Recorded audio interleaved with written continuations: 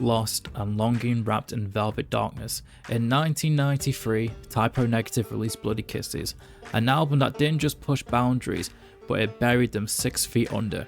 Today we're digging into the twisted romance, sonic despair, and black humour of one of the best gothic metal albums of all time.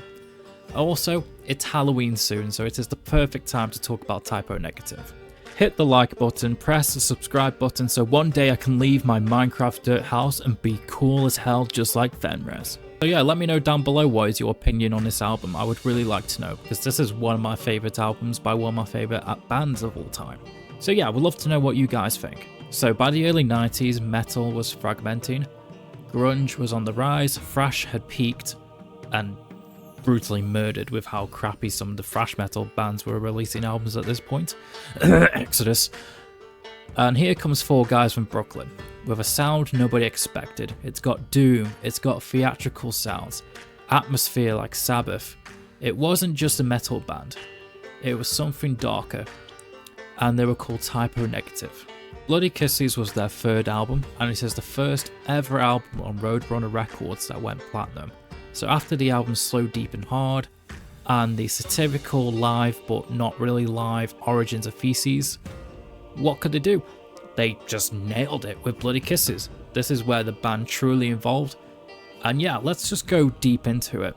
So at its core, Bloody Kisses is a cocktail of gothic, hardcore, doom metal. It's brutal, but it's beautiful, but there's also parts which are really sarcastic and purposely taking the piss out of certain groups. Another iconic thing about this album is Peter Steele's baritone vocal shifts. Like, his vocals is probably one of the most recognizable vocals in metal history. Like, if you heard his voice, you knew straight away that is Peter Steele, and you knew straight away that's a Typo Negative song. I've seen people say it's kind of like listening to Dracula joining Black Sabbath, and I kind of hear it. But you know, Peter Steele is awesome, rest in peace. So you got tracks like Christian Woman and Black Number 1, which became instant cult classics. But the irony of Black Number 1 is a bit of a Mickey taking out of goth girls, because it's like they won't go out till their hair's fully dyed, you know, hence Black Number 1. But it ended up becoming a hit, and goth girls really love that song, which later on Peter released an album, well not Peter, Typo Negative, sorry, end up creating October Rusts to appeal to more of the goth girls because they were getting laid all the time, and you know, I respect that a lot. And even though that song is over 11 minutes long, it became their most recognizable hit yet, which is insane for an 11-minute song. Musically, the band blends slow, doomy riffs with lush keyboards, choirs and sound effects. It's metal, but it's theatrical, almost burlesque at times. Josh Silver's keyboards add a haunting texture, while Kenny Hickey's guitars bring the heavy ass doom. It's so good. Lyrically, Bloody Kisses is an open wound. There's grief, lust, nihilism, sarcasm poured into a chalice and served cold. Peter Steele wrote from a place of emotional chaos, mourning relationships, mocking goth tropes, and even complimenting death with a sardonic grin. Too Late Frozen, which is one of my favourite songs of this album, is a bleak and haunting song which captures the emotion paralysis after a failed relationship. You got another song like Blood and Fire, which is pure gothic melodrama, and the title track, Bloody Kisses and a Death in a Family, is a slow ambient mourning of Peter Steele's cat. And it's amazing, like a song about a death of a cat is amazing. Like, it's so good. And then you got songs like We Hate Everyone and Kill All the White People, which are clearly sarcastic songs, but some people took them literally and then they were just called racist and stuff like that. But if you actually listen to the song, you actually listen to the lyrics and you listen to the tone Peter and Kenny were singing, you can tell they were just taking the mickey out of you. So, you know, stop being a Karen and actually just enjoy something for once. But yeah, this album's written with sarcasm. In fact, the whole band has always done sarcasm. Like, even in later on albums, they've always been a sarcastic band, which adds to their personality, because I feel like at the moment, a lot of bands, especially a lot of the radio metalcore bands at the moment, they don't have much personality into them. It's just the same genetic crap really.